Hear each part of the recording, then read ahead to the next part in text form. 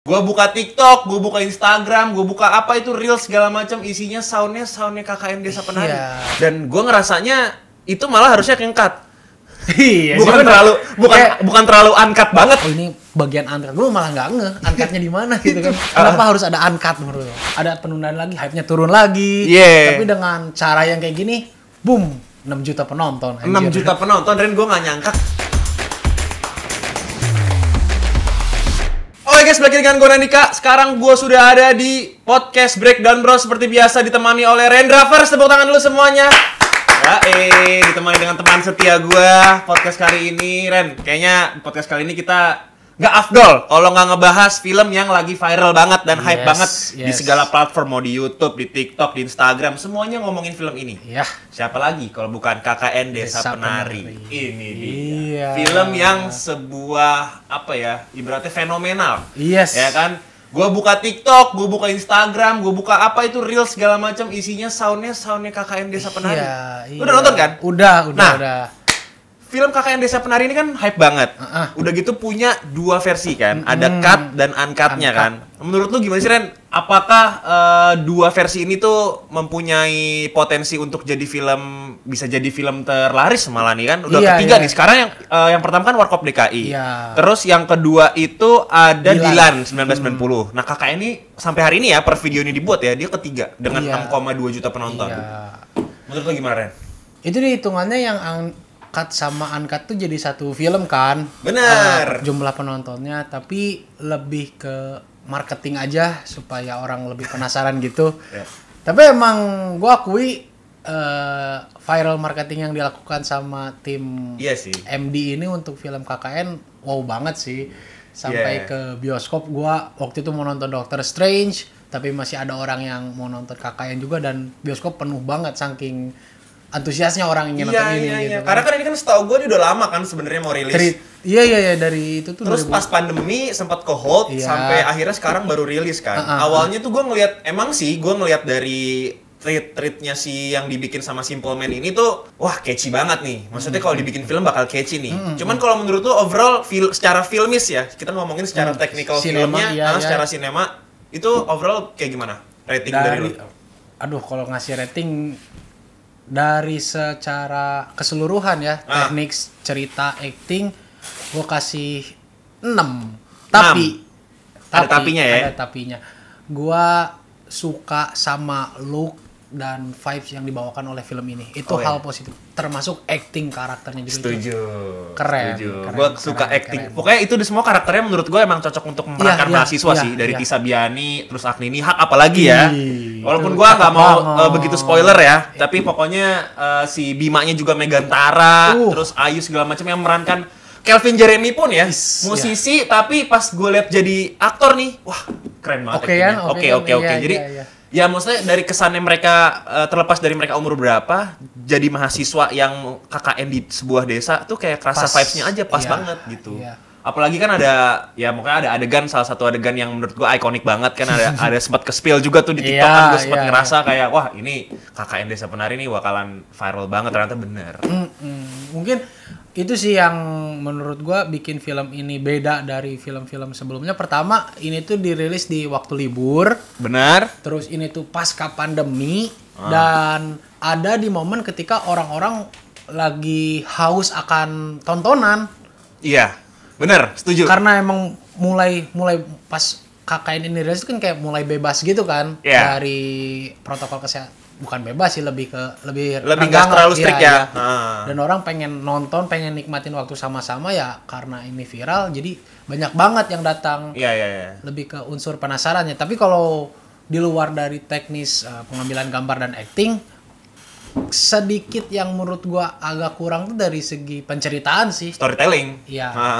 Karena ada yang bilang juga kan, kalau kita bahas dengan tweetnya si Simple Man, basically kan itu kan tweet ya, tweet Twitter yang viral gitu, goes to viral, dan mereka penonton-penonton atau bahkan audiensnya si Simple Man ini tuh antusias kalau filmnya tuh ekspektasinya bakalan kayak seperti di ceritanya. Ternyata bener. Malah justru plek-plekan mirip sama treatnya kan, treatnya si Simple Man ini tanpa ada sama sekali perubahan.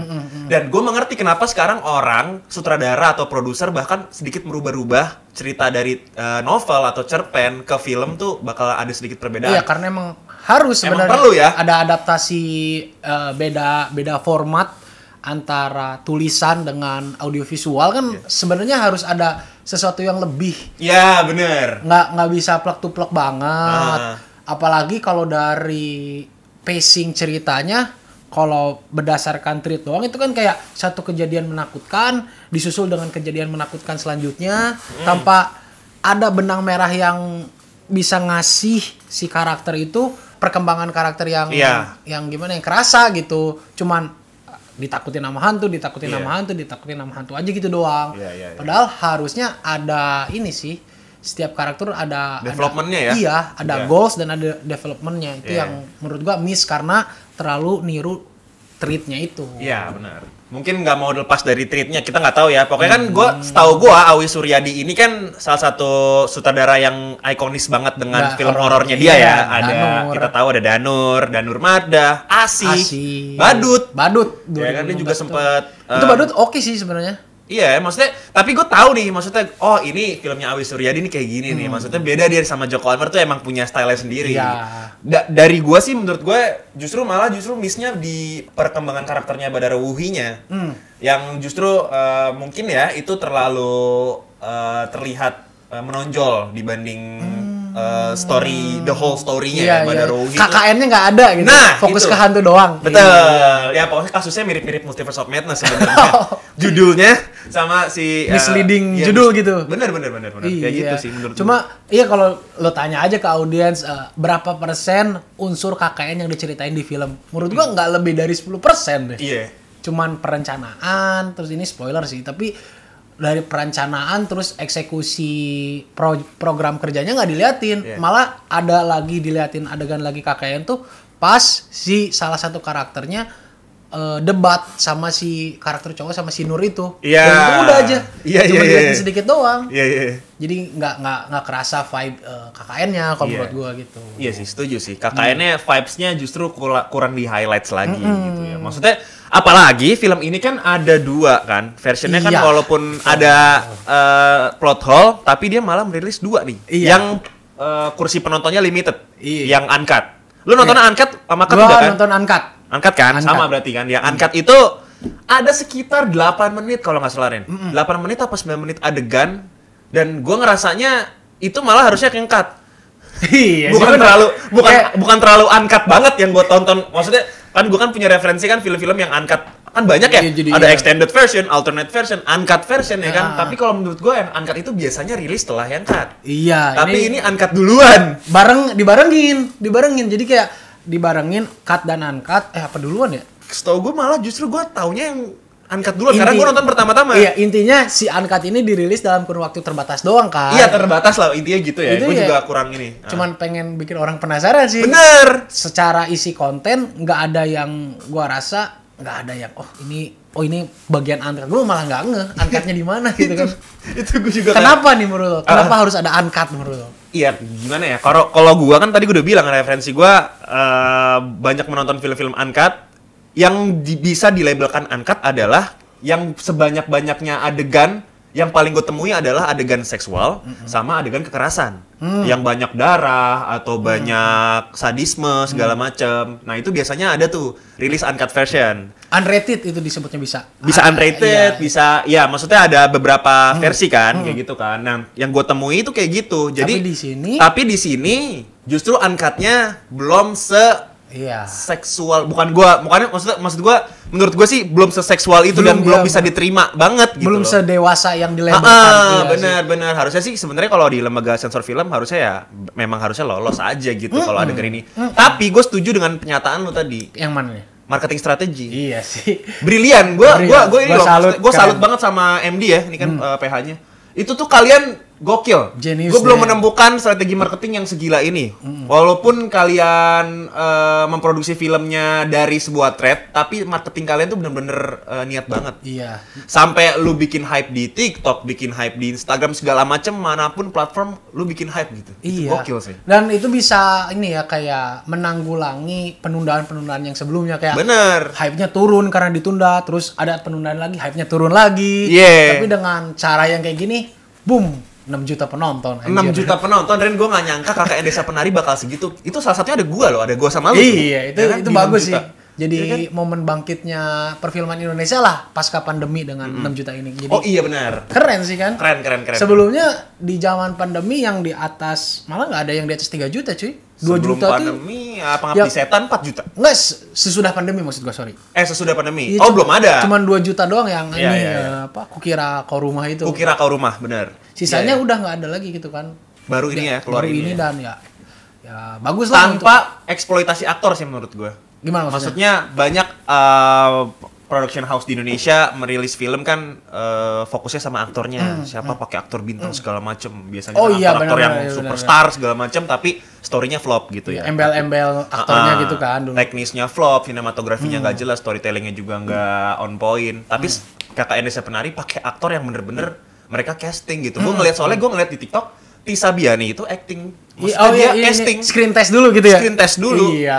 Tisa Biani screen test. Padahal udah papan atas juga hitungannya ya. Screen testnya, dan itu bukan main-main, Ren. Maksudnya pas gue ngeliat pas di spill di TikTok, itu bener-bener dia meresapi banget.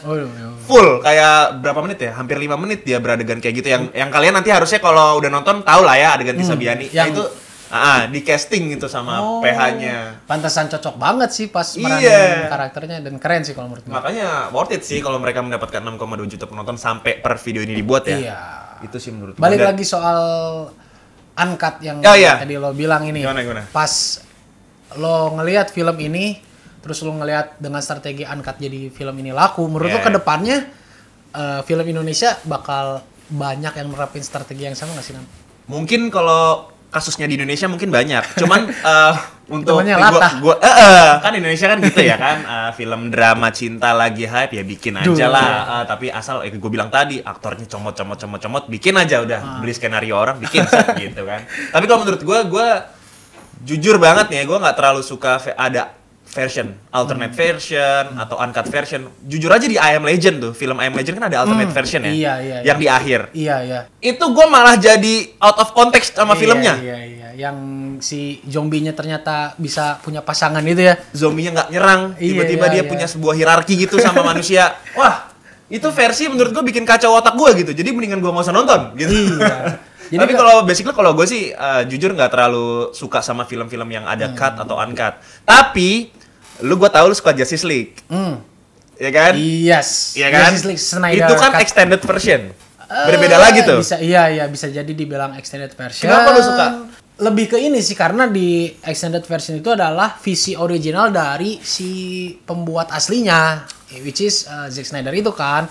Karena yang versi original theatrical versionnya adalah versi modifikasi studio sama Joss Whedon. Gue suka versi yang 4 jam karena itu visi asli si Zack Snyder-nya aja. Terlepas dari extended atau apa yang 4 jam itu, meskipun menurut gue nggak perlu 4 jam, bisa 2 jam setengah juga cukup. Tapi 4 jam. Iya, lama banget kan pegal gue. Cuman pas ngelihat Zack Snyder Justice League di HBO kan waktu itu, ya gue lebih ngerasa puas sih, gitu aja. Tapi kalau dari pengalaman menonton, gue lebih ingin menonton itu sekali dan secara utuh kontennya, tanpa ada yang kayak gitu-gitu kan. Ada unrated version, ada director cut. Iya, director's cut. Itu kan kalau director's cut biasanya idealisme sang sutradara yang nggak bisa dilimpahin di film itu. Biasanya dibikin versinya tuh yang punya idealisme, saudara masukin ke editing, rilis lagi versi barunya. Gitu sih. Tapi biasanya film-film gitu nggak masuk festival ya, Ren? Rata-rata. Iya sih, mungkin karena panjangan apa gimana? Iya, atau memang beda versi gitu. Maksudnya ada beberapa versi, jadi festival juga bingung mau nilai yang mana kan. Endingnya kan ada banyak kan. Misalkan ada adegan yang diselipin juga harus nilai nih film yang mana nih, versi yang mana gitu. Kalau kita ngomongin uncut dan cut version, lo ada nggak film uncut version atau nggak cut version yang favorit lo? Uncut deh, yang uncut. Kalau uncut ke Watchmen sih. Watchmen. Karena itu gue suka banget sama film itu, terlepas banyak fans yang nggak suka sama cerita Watchmen versi Zack Snyder karena keluar dari konteks di graphic novelnya. Oh iya. Kalau di graphic novel kan pengen ngegambarin karakter Watchmen itu sebagai superhero yang brutal dan tidak patut ditiru. Tapi di filmnya dikesankan si Rorschach-nya terutama jadi sosok yang heroik kan. Yeah. Tapi tetap versi uncut dari segi storytelling itu menurut gue seru sih. Yeah. Lebih ke Watchmen kalau Watchmen ya. Berarti itu lu suka sama versi uncut-nya Watchmen atau yang utuhnya? Yang uncut. Yang uncut justru yang uncut tetap yang uncut ya. Iya. Oke, berarti emang idealisme sang sutradara dong, balik lagi. Kenapa dia bikin uncut? Pasti ada alasannya dong. Nggak mungkin nggak ada alasannya kalau uncut. Ya enggak, waktu itu gue nggak ngikutin soal alasan dibaliknya, lebih ke nikmatin yang udah ada aja kan, karena gue nonton 2000 berapa ya setelah filmnya rilis. 2013 ya? Enggak, 2009. Berarti setahun setelahnya gue baru nonton 2010. Tahu-tahu ada versi uncut, ya udah gue nonton aja gitu. Zack Snyder tuh suka banget gitu ya, uncut Zack Snyder tuh ya. Kalau lo, ada nggak versi uncut film? Mungkin favorit gue karena based on gue tumbuh kembang sama film ini, film Saw. James Wan, iya. Ya, Saw-nya James Wan. Saw pertama tuh. Gua itu ada versi uncutnya ternyata. Gue pertama kali nonton Saw itu justru di bioskop Trans TV. Oh, itu versi yang di versi gue kecil lah, versi cutnya gue kan Saw terus tuh. Biasanya kan kalau di bioskop Trans TV kan ada dua kan, kalau nggak Saw malam-malam atau Final Destination ya kan, atau nggak Blade gitu kan. Tapi pas gue nyokap gue beliin VCD, biasanya nyokap gue suka beli VCD, terus gue tonton, pas gue ambil, wah ada nih Saw Uncut Edition judulnya, gue tonton, wah ternyata jauh lebih brutal. Langsung kapok. Iya, makin jijik saya nontonnya. Saw Uncut Edition, makin saya jijik nonton Saw kan. Tapi itu memorable gitu. Jadi pas gue tahu, wah Uncut Edition tuh ternyata tuh punya impact ke cinema experience gue nih. Yang lebih wow gitu ya. Karena memang di situ gue baru tahu, setelah gue tahu industri sinema ada uncut dan extended bla bla bla. James Bond tuh emang pengennya Saw sebenarnya kayak gitu. Tapi setelah masuk ke stasiun TV atau nggak masuk ke bioskop, kena sensor sana sini, yang dia nggak bisa maksain itu dong gitu. Dan emang jauh lebih panjang sih ininya, apa namanya, durasinya. Tapi gitu. Lu ngerasain experience yang sama nggak kayak waktu lu nonton Saw ke waktu nonton si KKN itu, waktu nonton uncutnya? Kerasa nggak? Oh ini uncut gitu. Tentu tidak terasa. Ya. Karena 2 jam itu mah ya udah gitu. Ya udah, sama-sama 2 jam. Terus pas gua nonton juga ya adegan kissing oke lah, gua masih bisa terima. Cuman setelah adegan kissingnya juga gua nggak bisa bilang ini tuh uncut sebenarnya. Iya, gua tetap menilai ini film, ya udah nih Kakak Desa Penari mau uncut mau cut sama aja lah gitu. Gitu. Gua nggak bisa menilai perbedaannya. Tapi mungkin karena yang gue bilang tadi ya, uncut kan mostly kan ada adegan seksual sama kekerasan, ada 2 tuh. Mungkin KKN ini tuh emang sebegitu main aman sama yang film cut versionnya, bukan yang uncut, yang benar-benar kita tonton nggak ada adegan itu. Mungkin emang dia menjauhkan adegan itu sih di dalam film bisa ini. Jadi, bisa jadi, soalnya kan basically kan ya itu tadi kan uncut. Tapi kenapa menurut lo uncut itu selalu, atau nggak unrated deh, selalu adegan seksual sama kekerasan yang harus di-cut? Karena kalau dari segi teknis pas perilisan film itu disebut unrated karena emang nggak diajuin ke lembaga sensor Amerikanya, maka disebutnya unrated. Nggak dinilai emang nggak dinilai, jadi ya udah versi original dengan segala kekerasan dan seksualnya. Tapi kalau di Indonesia ini kayaknya kan udah masuk lembaga sensor, terus udah dikurasi sama tim yang ahli, bisa menentukan yang versi uncut jadi 17+, cuman dari adegan yang menurut gue masih sedikit, kayaknya emang ini mah ya udah marketing aja sih. Iya, marketing ya, bener banget sih. Tapi biasanya kan di luar sana kan kita nonton uncut itu kan setelah mungkin 2 bulan, 6 bulan, setahun, 2 tahun, 3 tahun, bahkan Justice League itu lama loh. Orang uncutnya ini cepet banget. Dan ini yang menurut gue brilian sih strategi marketingnya dari KKN Desa Penari. Bener kata lo tadi. Wow, bisa sampai 6,2 nih ya. Gue baca nih di Warkop DKI Reborn Jangkrik Bos Part 1 6,8 juta penonton. Falcon Pictures produksinya. Yang kedua Dilan 1990 6,3 juta penonton. Yang ketiga KKN Desa Penari 6,2 juta penonton per hari ini. Biasanya film yang lagi hype gini nih bisa melonjak lagi nih di akhir-akhir. Iya, bisa penayangannya. Apalagi ini kan kayak belum lama banget kan, kayak baru 3 minggu ya, belum sebulan ya? Belum. Ya berarti masih bisa jadi nomor 1 dong. Bisa jadi sih. Ya bagus sih kalau kayak gitu. Terlepas dari kalau dari segi cerita gua nggak begitu menikmati pacingnya, atau dari perkembangan karakternya, tapi dari segi hype-nya bagus sih untuk industri. Bagus. Gue pengen ke Desa Penari malah. Lu pengen jadi si Bima? Jangan dong. Gue mau jadi Badarawi. Aduh, Badarawinya juga cantik sih sebenarnya. Iya. Lumayan. Lu demen ya? Badarawinya cantik ya? Demen. Tapi kita bisa belajar di KKN Desa Penari ini bahwa film ini banyak mengangkat pesan moral. Iya sih, untuk kita nggak neko-neko gitu, nggak macem-macem kalau di desa orang, di kampungan orang, lu pada ya. Jangan bandel. Kagak usah bandel, kagak usah macem-macem. Lu kenapa tuahnya lu kalau nonton Desa Penari, lu jadi mager, ngelakuin yang macem-macem. Soalnya kan kita kan biasanya kan kalau anak-anak muda zaman sekarang kan wah banyak yang songong, sembarangan. Iya. Aduh mau blablabla gitu kan, sembarangan mau ngapain, ngomong kasar segala macam, tapi film ini mengajarkan kita untuk ya di mana bumi dipijak di situ langit dijunjung terbalik nggak sih? Ya itulah intinya, harus patuh sama peraturan yang ada di mana kalian berada. Itu sih yang menurut gua KKN Desa Penari highlights-nya ada di situ, bukan di kostum horor segala macam yang bikin orang bisa pulang dari nonton bioskop tipikal penonton yang aduh gue takut sendirian, nggak gitu. Kalau KKN Desa Penari menurut gue kita belajar pesan moral di situ. Masih ada pesan moralnya di film. Ada pesan moralnya. Oke. Thank you banget Rendra udah ngobrol-ngobrol tentang KKN Desa Penari. Yes, thank you juga temenin gue di podcast episode ke-15 ini. Thank you juga para videografer di belakang kamera. Gue Nandika Yudan Putra, Rendravers harus pamit dulu guys, sampai bertemu di episode selanjutnya. Have a nice day guys. Bye bye.